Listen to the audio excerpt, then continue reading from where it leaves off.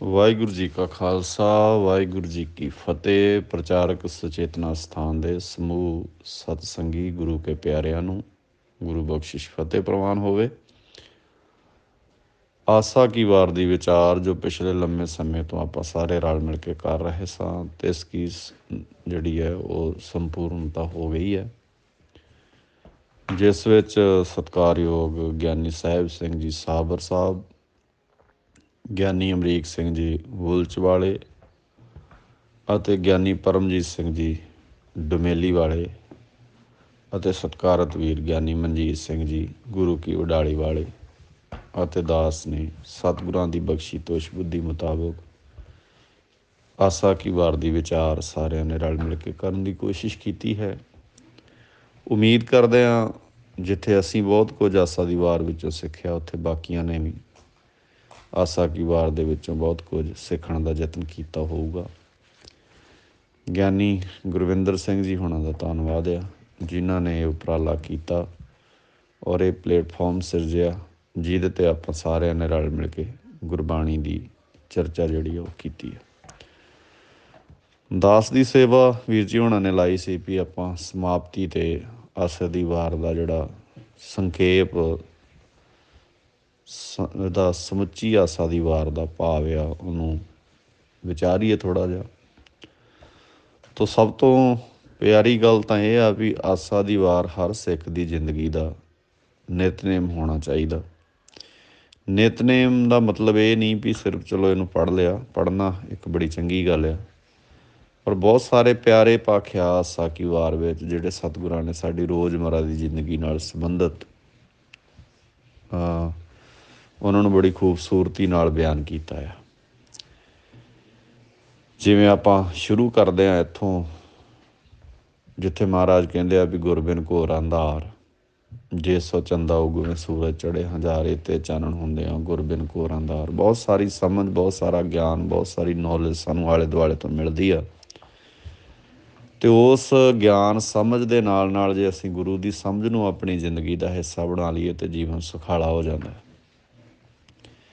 ਫਿਰ ਸਤਿਗੁਰੂ ਜੀ ਆਸਾ ਕੀ ਵਾਰ ਦੇ ਵਿੱਚ ਇਹ ਪੱਖ ਵੀ ਸਾਡੇ ਸਾਹਮਣੇ ਰੱਖਦੇ ਵੀ ਖਸਮ ਛੋੜ ਦੂਜੇ ਲੱਗੇ ਡੁੱਬੇ ਸੇਵਣ ਜਾ ਰਿਹਾ। ਫਿਰ ਆਸਾ ਕੀ ਵਾਰ ਵਿੱਚ ਇਹ ਪੱਖ ਵੀ ਮਹਾਰਾਜ ਨੇ ਕਿੰਨੀ ਖੂਬਸੂਰਤੀ ਨਾਲ ਬਿਆਨ ਕੀਤਾ ਆ। ਮਹਾਰਾਜ ਇੱਥੇ ਕਹਿੰਦੇ ਵੀ ਸਲਾਮ ਜਵਾਬ ਦੋਵੇਂ ਕਰੇ ਮੁੱਢੋਂ ਕੁੱਥਾ ਜਾਏ। ਯਾਦ ਰੱਖੀ, ਸਲਾਮ ਕਰਨ ਤੋਂ ਬਾਅਦ ਜਵਾਬ ਨਹੀਂ ਦੇਈਦਾ। ਜਿਹੜੀ ਗੱਲ ਗੁਰੂ ਜੀ ਦੇ ਸਾਹਮਣੇ ਜੇ ਸਿਰ ਝੁਕਦਾ ਆ ਤਾਂ ਫਿਰ ਸਿਰ ਝੁਕਦਾ ਆ। ਇਹ ਨਹੀਂ ਵੀ ਸਿਰ ਝੁਕਦਾ ਵੀ ਹੈ ਅਤੇ ਗੁਰੂ ਸਾਹਿਬ ਜੀ ਦੇ ਹੁਕਮ ਤੋਂ ਆਪਾਂ ਭਾਗੀ ਵੀ ਹੋਈਏ। ਤਾਂ ਜੇ ਅਸੀਂ ਗੁਰੂ ਦੇ ਹੁਕਮ ਵਿੱਚ ਰਹਿਣ ਦੀ ਕੋਸ਼ਿਸ਼ ਕਰਾਂਗੇ ਤਾਂ ਜੀਵਨ ਸਾਡਾ ਸੁਖਾਲਾ ਹੋ ਜਾਊਗਾ। ਫਿਰ ਮਹਾਰਾਜ ਸੱਚੇ ਪਾਤਸ਼ਾਹ ਜੀ ਨੇ ਇਹ ਵੀ ਪੱਖ ਆਸਾ ਦੀ ਵਾਰ ਵਿੱਚ ਬੜਾ ਖੂਬਸੂਰਤ ਬਿਆਨ ਕੀਤਾ ਵੀ ਸਭਨਾ ਛਾਲਾਂ ਮਾਰੀਆਂ ਕਰਤਾ ਕਰੇ ਸੋ ਹੋਏ। ਆਪਣੀ ਮਰਜ਼ੀ ਨਾਲ ਨਹੀਂ, ਕਰਤੇ ਦੇ ਨਿਯਮ ਵਿੱਚ ਆਪਾਂ ਸਾਰੇ ਆਉਣ ਦਾ ਯਤਨ ਕਰੀਏ। ਮਹਾਰਾਜ ਇਹ ਵੀ ਗੱਲ ਬੜੀ ਖੂਬਸੂਰਤੀ ਨਾਲ ਸਮਝਾਉਂਦੇ ਵੀ ਚਾਕਰ ਲੱਗੇ ਚਾਕਰੀ, ਨਾਲੇ ਗਰਭਵਾਦ, ਨਾਲੇ ਗੁਰੂ ਦਾ ਸੇਵਕ ਅਤੇ ਨਾਲੇ ਹੰਕਾਰ। ਇਹ ਦੋ ਗੱਲਾਂ ਨਹੀਂ ਫੱਬਣੀਆਂ। ਗੁਰੂ ਦਾ ਸੇਵਕ ਬਣ, ਹੰਕਾਰ ਛੱਡ। ਤਾਂ ਅਸੀਂ ਆਪਣੀ ਜ਼ਿੰਦਗੀ ਦਾ ਹਿੱਸਾ ਆਸਾ ਦੀ ਵਾਰ ਨੂੰ ਬਣਾਈਏ ਔਰ ਉਹਦੇ ਵਿੱਚੋਂ ਜਿਹੜਾ ਸਮੁੱਚਾ ਭਾਵ ਆ ਉਹ ਆਪਣੀ ਜ਼ਿੰਦਗੀ ਦਾ ਹਿੱਸਾ ਬਣੇ ਸਾਡਾ। ਫਿਰ ਮਹਾਰਾਜ ਸੱਚੇ ਪਾਤਸ਼ਾਹ ਜੀ ਨੇ ਇਹ ਵੀ ਪੱਖ ਬੜਾ ਖੂਬਸੂਰਤੀ ਨਾਲ ਆਸਾ ਕੀ ਵਾਰ ਦੇ ਵਿੱਚ ਬਿਆਨ ਕੀਤਾ ਵੀ ਠੀਕ ਆ, ਸਾਰੀਆਂ ਗੱਲਾਂ ਦਾ ਬੰਦੇ ਨੂੰ ਹੰਕਾਰ ਹੋ ਜਾਂਦਾ ਔਰ ਬੰਦਾ ਹੰਕਾਰੀ ਹੁੰਦਾ। ਉਹਦੇ ਕੋਲ ਕੋਈ ਪਦਵੀ ਆ ਜਾਏ, ਉਹਦੇ ਕੋਲ ਕੋਈ ਦੌਲਤ ਆ ਜਾਏ, ਸ਼ੋਹਰਤ ਆ ਜਾਏ, ਕਿਸੇ ਖਾਸ ਤਰ੍ਹਾਂ ਦਾ ਮਾਣ ਸਨਮਾਨ ਬੰਦੇ ਨੂੰ ਮਿਲ ਜਾਏ। ਪਰ ਗੁਰੂ ਸਾਹਿਬ ਜੀ ਕਹਿੰਦੇ ਜਿਹੜੀ ਪੜ੍ਹਾਈ ਆ, ਨੌਲੇਜ ਆ, ਸਮਝ ਆ, ਇਹ ਬੰਦੇ ਨੂੰ ਹੰਕਾਰ ਰਹਿਤ ਬਣਾਉਂਦੀ ਹੈ।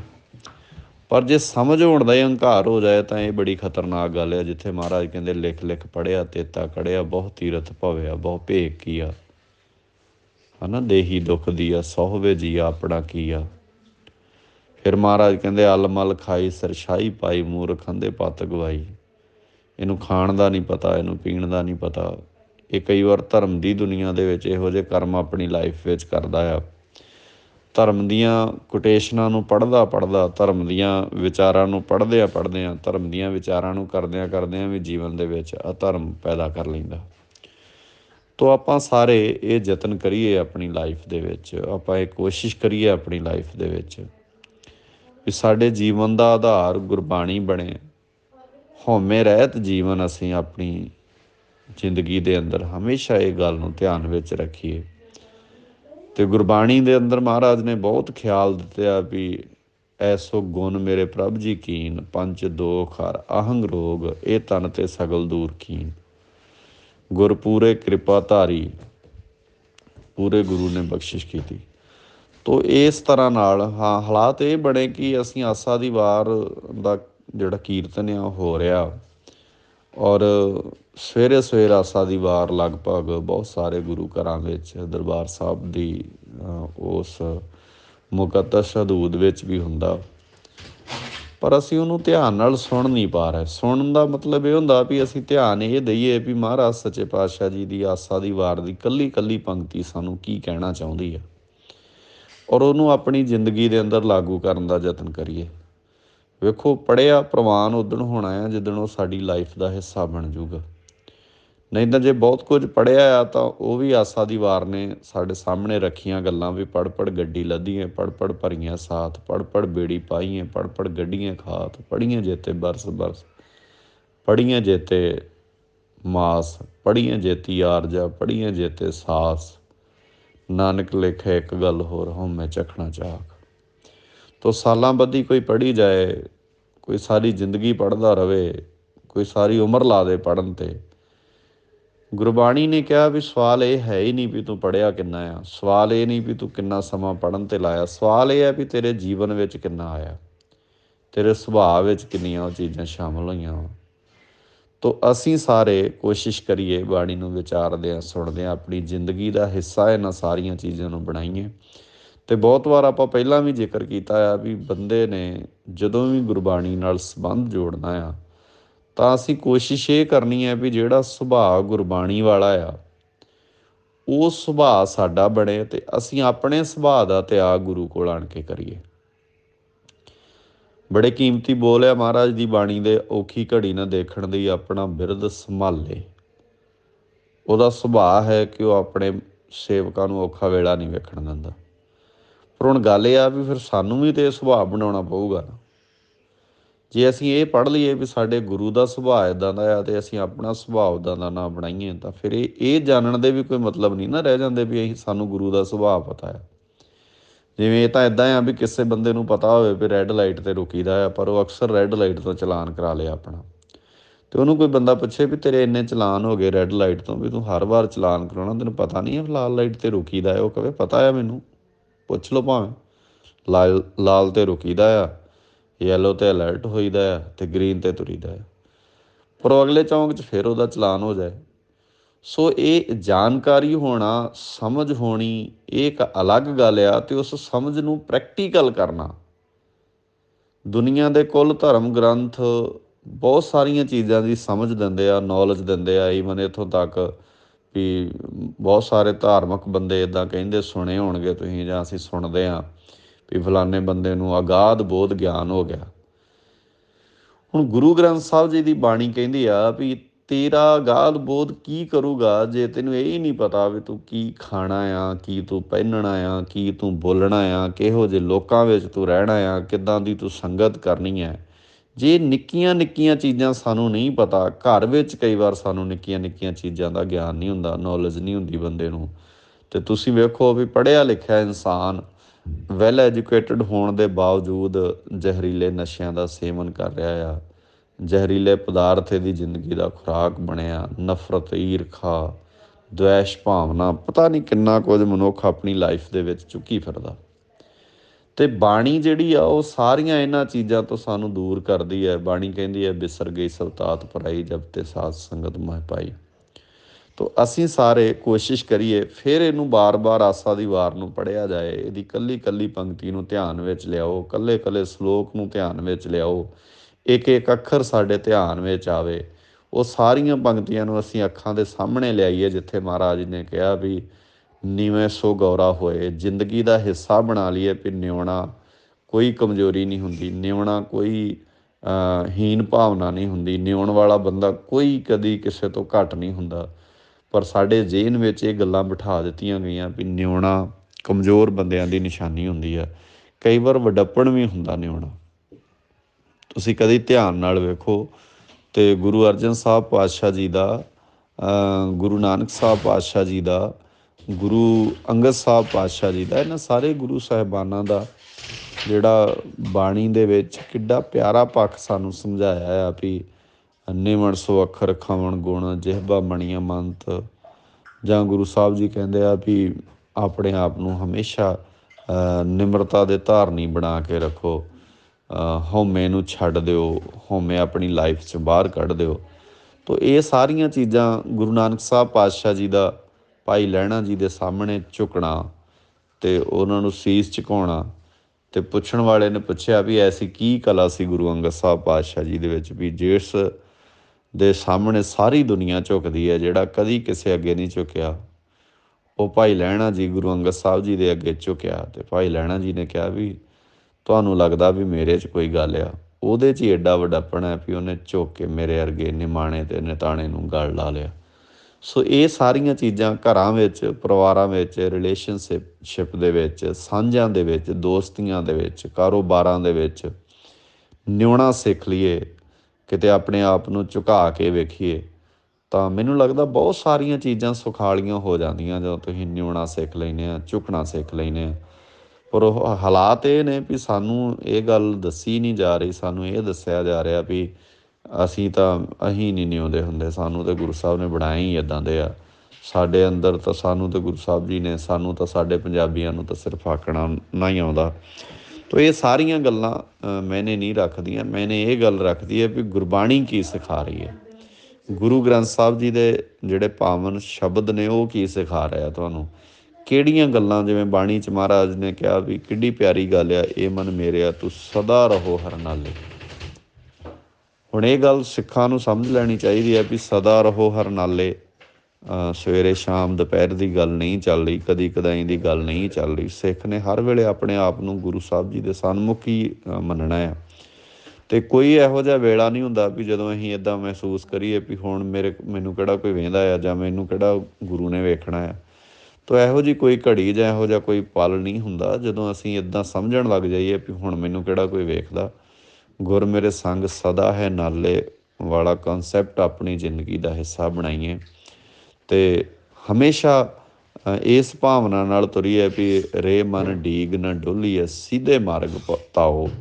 ਜਾਂ ਕਬੀਰ ਸਾਹਿਬ ਜੀ ਨੇ ਇੱਕ ਜਗ੍ਹਾ 'ਤੇ ਬੜਾ ਪਿਆਰਾ ਕਿਹਾ ਵੀ ਕਬੀਰ ਐਸੀ ਹੋਏ ਪਰੀ ਮਨ ਕੋ ਭਾਵਤ ਕੀਨ, ਮਰਨੇ ਤੇ ਕਿਆ ਡਰਪਨਾ ਜਬ ਹਾਥ ਸੰਧੌਰਾ ਲੀਨ, ਡਗਮਗ ਛਾੜ ਰੇ ਮਨ ਬੋਰਾ ਅਬ ਤੋ ਜਰੇ ਮਰੇ ਸਿੱਧ ਪਾਈ ਹੈ ਲੀਨੋ ਹਾਥ ਸੰਧੌਰਾ।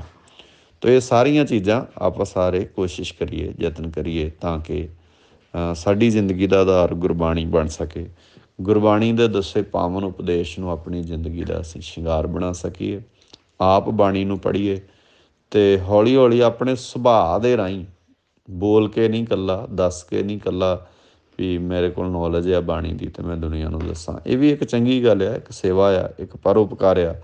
ਪਰ ਅਸੀਂ ਆਪਣੇ ਸੁਭਾਅ ਦੇ ਰਾਹੀਂ, ਆਪਣੇ ਸੁਭਾਅ ਵਿੱਚੋਂ ਉਸ ਗੁਰਬਾਣੀ ਦੀ ਝਲਕ ਪੈਦਾ ਕਰੀਏ ਤਾਂ ਕਿ ਸਾਡਾ ਸੁਭਾਅ ਵੇਖ ਕੇ ਕਿਸੇ ਨੂੰ ਲੱਗੇ ਵੀ ਅੱਛਾ ਬਾਣੀ ਪੜ੍ਹਨ ਵਾਲਿਆਂ ਦਾ ਸੁਭਾਅ ਇਸ ਤਰ੍ਹਾਂ ਦਾ ਹੁੰਦਾ, ਬਾਣੀ ਪੜ੍ਹਨ ਵਾਲਾ ਇਸ ਤਰ੍ਹਾਂ ਦੇ ਸੁਭਾਅ ਦਾ ਮਾਲਕ ਹੁੰਦਾ, ਤਾਂ ਜੋ ਹੌਲੀ ਹੌਲੀ ਸਮਾਜ ਦਾ ਬਾਕੀ ਉਹ ਹਿੱਸਾ ਵੀ ਗੁਰਬਾਣੀ ਵਾਲੇ ਬੰਨੇ ਨੂੰ ਪ੍ਰੇਰਿਤ ਹੋਵੇ।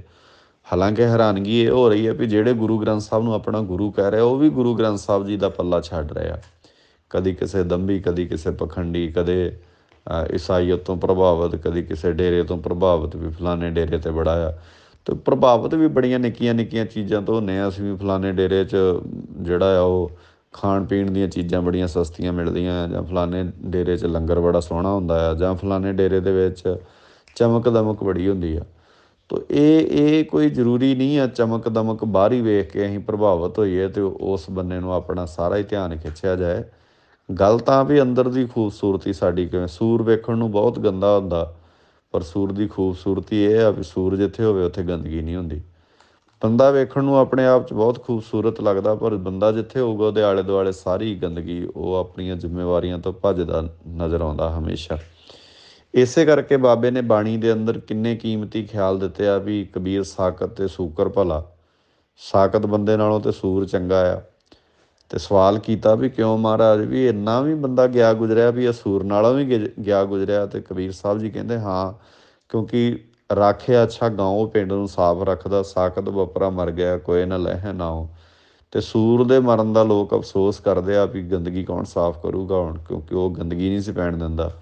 ਤੇ ਜਦੋਂ ਸਾਕਤ ਕੋਈ ਇਸ ਦੁਨੀਆ ਤੋਂ ਜਾਂਦਾ ਤਾਂ ਲੋਕ ਕਹਿੰਦੇ ਆ ਸ਼ੁਕਰ ਹੋਇਆ, ਕਿਉਂਕਿ ਇਸ ਸਾਕਤ ਨੇ ਸਮਾਜ ਦੇ ਵਿੱਚ ਗੰਦਗੀ ਫੈਲਾਈ ਹੋਈ ਸੀ। ਤੋ ਆਪਾਂ ਸਾਰੇ ਇਸ ਗੱਲ ਨੂੰ ਹੌਲੀ ਹੌਲੀ ਧਿਆਨ ਹਿੱਤ ਲਿਆਈਏ, ਗੁਰਮਤਿ ਦੀ ਰੌਸ਼ਨੀ ਵਿੱਚ ਇਹਨਾਂ ਸਾਰੀਆਂ ਚੀਜ਼ਾਂ ਨੂੰ ਸਮਝਣ ਦਾ ਯਤਨ ਕਰੀਏ, ਤਾਂ ਜੋ ਸਾਡਾ ਜੀਵਨ ਉੱਚਾ ਅਤੇ ਸੁੱਚਾ ਬਣ ਸਕੇ।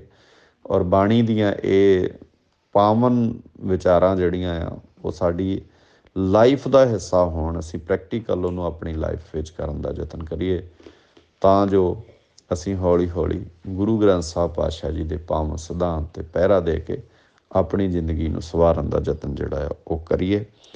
ਤੋ ਇੱਕ ਵਾਰ ਅਖੀਰ 'ਤੇ ਫਿਰ ਇਹਨਾਂ ਸਾਰੇ ਸਤਿਕਾਰਤ ਵੀਰਾਂ ਦਾ ਧੰਨਵਾਦ ਆ, ਔਰ ਵੀਰ ਗੁਰਵਿੰਦਰ ਸਿੰਘ ਜੀ ਹੋਣਾ ਦਾ ਉਚੇਚੇ ਤੌਰ 'ਤੇ ਧੰਨਵਾਦ, ਜਿਨ੍ਹਾਂ ਨੇ ਸਾਰਾ ਯਤਨ ਕੀਤਾ। ਔਰ ਬਹੁਤ ਜ਼ਿਆਦਾ ਸਮਾਂ ਉਹ ਦਿੰਦੇ ਆ। ਅਸੀਂ ਤਾਂ ਕਈ ਵਾਰ ਹਾਲਾਂਕਿ ਹਫ਼ਤੇ ਬਾਅਦ ਜਾਂ 5ਵੇਂ 6ਵੇਂ ਦਿਨ ਸਾਡੀ ਵਾਰੀ ਆਉਂਦੀ ਆ, ਫਿਰ ਵੀ ਅਸੀਂ ਕਈ ਵਾਰ ਟਾਈਮ ਲੇਟ ਹੋ ਜਾਂਦੇ ਹਾਂ, ਕਈ ਵਾਰ ਅੱਗੇ ਪਿੱਛੇ ਹੋ ਜਾਂਦਾ ਰਿਹਾ।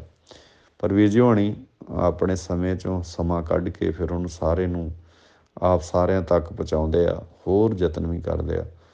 ਤੋ ਮੈਨੂੰ ਲੱਗਦਾ ਉਹਨਾਂ ਦੇ ਜਿੰਨੇ ਰਿਣੀ ਹੋਈਏ ਆਪਾਂ ਉਹਨਾਂ ਥੋੜ੍ਹਾ ਆ। ਅਤੇ ਸਭ ਤੋਂ ਵੱਧ ਸ਼ੁਕਰਾਨਾ ਅਕਾਲ ਪੁਰਖ ਵਾਹਿਗੁਰੂ ਜੀ ਦਾ, ਗੁਰੂ ਗ੍ਰੰਥ ਸਾਹਿਬ ਜੀ ਦਾ, ਜਿਨ੍ਹਾਂ ਨੇ ਸਵਾਬ ਬਣਾਇਆ। ਅਤੇ ਆਪਾਂ ਰਲ ਮਿਲ ਕੇ ਇਸ ਪਲੇਟਫਾਰਮ 'ਤੇ ਇਸ ਗੱਲ ਨੂੰ ਸਾਰੇ ਲੰਮੇ ਸਮੇਂ ਤੋਂ ਵਿਚਾਰਦੇ ਆ ਰਹੇ ਹਾਂ। ਅੱਗੇ ਤੋਂ ਵੀ ਹੁਣ ਆਸਾ ਦੀ ਵਾਰ ਦੀ ਇੱਥੇ ਸਮਾਪਤੀ ਆ, ਅਤੇ ਅੱਗੇ ਵੀ ਜਿਵੇਂ ਵੀਰ ਸਾਰੇ ਜਾਂ ਗਰੁੱਪ ਦੇ ਸਾਰੇ ਵੀਰ ਜਿਸ ਤਰ੍ਹਾਂ ਵੀ ਅੱਗੇ ਵਿਚਾਰਨਗੇ, ਅਤੇ ਆਉਣ ਵਾਲੇ ਸਮੇਂ ਦੇ ਵਿੱਚ ਫਿਰ ਆਪਾਂ ਜਿਵੇਂ ਜਿਵੇਂ ਹੁਕਮ ਹੋਊਗਾ, ਜਿਵੇਂ ਜਿਵੇਂ ਵੀਰਾਂ ਦੀ ਪ੍ਰੇਰਨਾ ਮਿਲੂਗੀ, ਉਸੇ ਢੰਗ ਨਾਲ ਆਉਣ ਵਾਲੇ ਸਮੇਂ ਦੇ ਵਿੱਚ ਬਾਕੀ ਜਿਹੜੀ ਹੈ ਬਾਣੀ ਦਾ ਕੋਈ ਪੱਖ ਜਾਂ ਹੋਰ ਬਹੁਤ ਸਾਰੇ ਜਿਹੜੇ ਪੱਖ ਆ ਉਹਨਾਂ ਨੂੰ ਰਲ ਮਿਲ ਕੇ ਵਿਚਾਰਨ ਦਾ ਯਤਨ ਕਰਾਂਗੇ। ਤੋ ਸਾਡੇ ਵੱਲੋਂ ਵਿਚਾਰਾਂ ਕਰਦੇ ਹਾਂ ਸਾਰੇ ਵੀਰਾਂ ਵੱਲੋਂ, ਮੈਂ ਇੱਕ ਵਾਰ ਫਿਰ ਕਹਿੰਦਾ, ਜਿੱਥੇ ਕਿਤੇ ਭੁੱਲ ਚੁੱਕ ਹੋਈ ਹੋਵੇ ਉਹ ਸਾਨੂੰ ਮਾਫ਼ ਕਰਿਓ। ਅਤੇ ਜਿਹੜੀ ਕੋਈ ਗੱਲ ਚੰਗੀ ਕਹੀ ਗਈ ਹੋਵੇ ਉਹ ਸਾਡੀ ਨਹੀਂ, ਗੁਰੂ ਸਾਹਿਬ ਦੀ ਗੱਲ ਆ, ਅਤੇ ਉਹ ਸਾਡੇ ਮੂੰਹੋਂ ਨਿਕਲੀ, ਗੁਰੂ ਸਾਹਿਬ ਨੇ ਕਢਾ ਲਈ।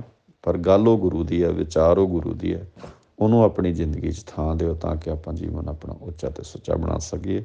ਸਭਨਾਂ ਦਾ ਧੰਨਵਾਦ। ਭੁੱਲਾਂ ਚੁੱਕਾਂ ਲਈ ਖਿਮਾ, ਪਿਆਰ ਸਹਿਤ ਮਾਲਕ ਦਾ ਸ਼ੁਕਰ ਕਰਦੇ ਹਾਂ।